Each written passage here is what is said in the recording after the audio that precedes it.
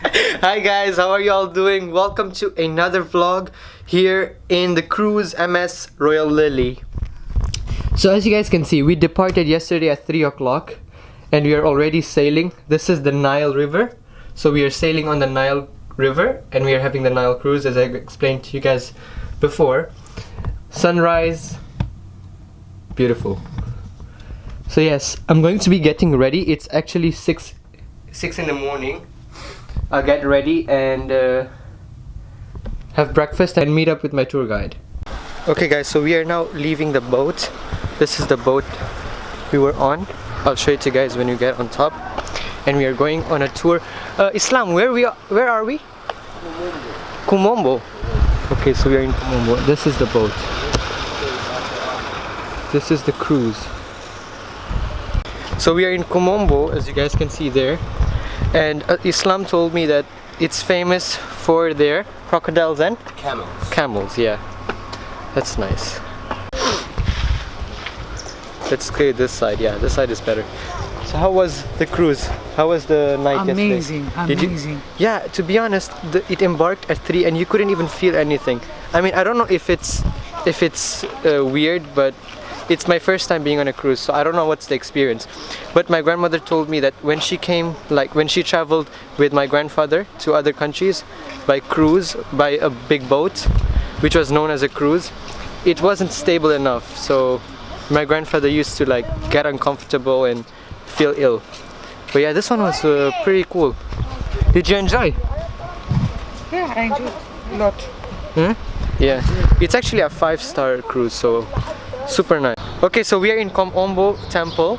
This temple used to carry out many things. First, the hospitality. It used to cure people with eye problems, and also a place where women could give birth and learn how to take care of their babies.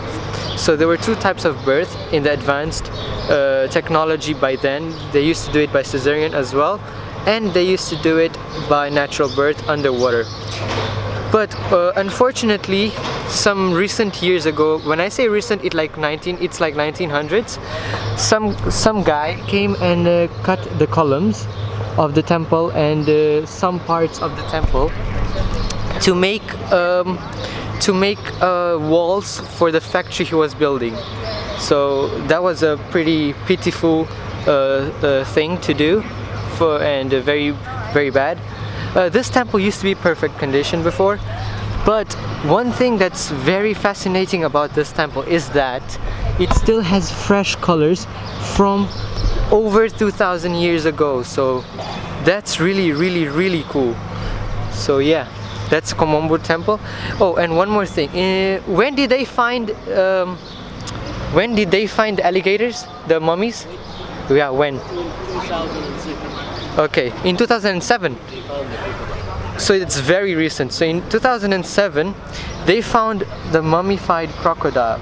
And the story behind it, I will explain you when we are walking towards the museum where they have kept the crocodiles. But yes,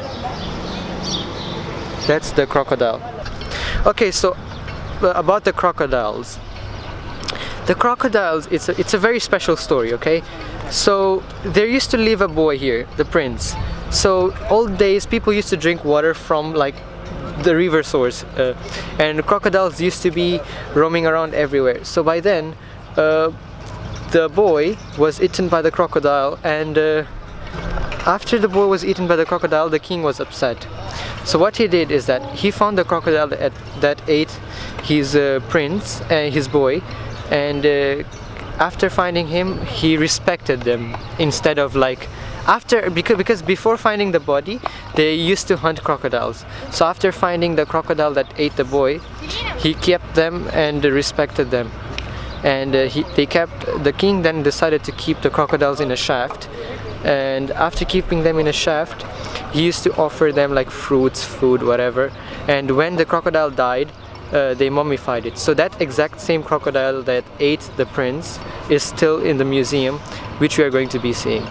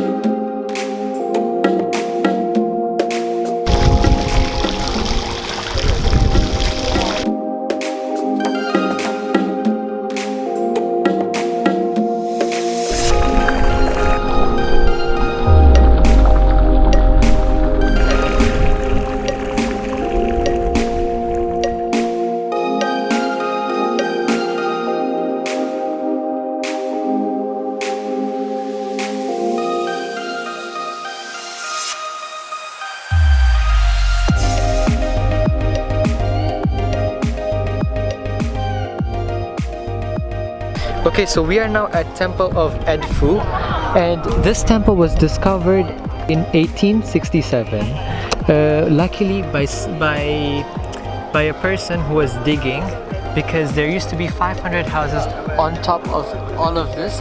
All of this used to be covered in sand. So basically, people had built houses on top of this temple.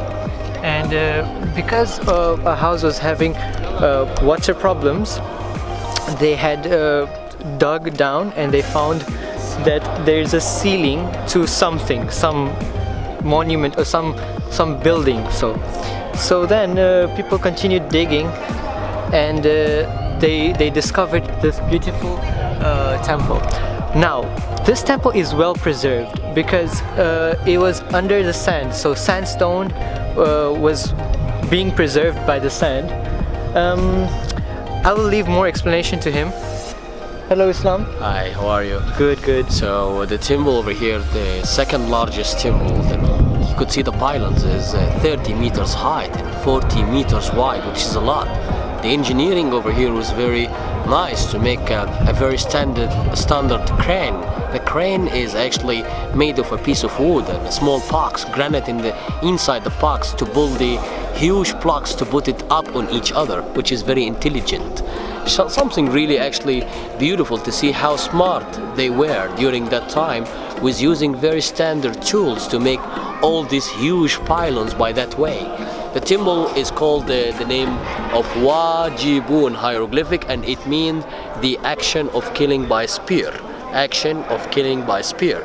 Where the falcon over here took the revenge of his father, his murdered father Osiris, the god of death and the god of the underground. And because of that, he took the revenge of his father by killing his uncle who killed his father, and the uncle name is Seth. Seth is the god of evil, and he looked like a hippopotamus, and that's why if you point the camera to that falcon over there, he looks very angry and very grumpy. Why? Because the uncle was very wicked with him, and he was fighting him for a very long time. In the land of history, the temple that dates back to 2,500 years ago by the name of Wajibu, the action of killing by spear. Wow. What a beautiful explanation. Beautiful, beautiful. Thank you, Islam. Thank you. So, as you guys know, also this temple has actually colors. If you guys can see that, there are some colors to be noticed. So that's pretty cool.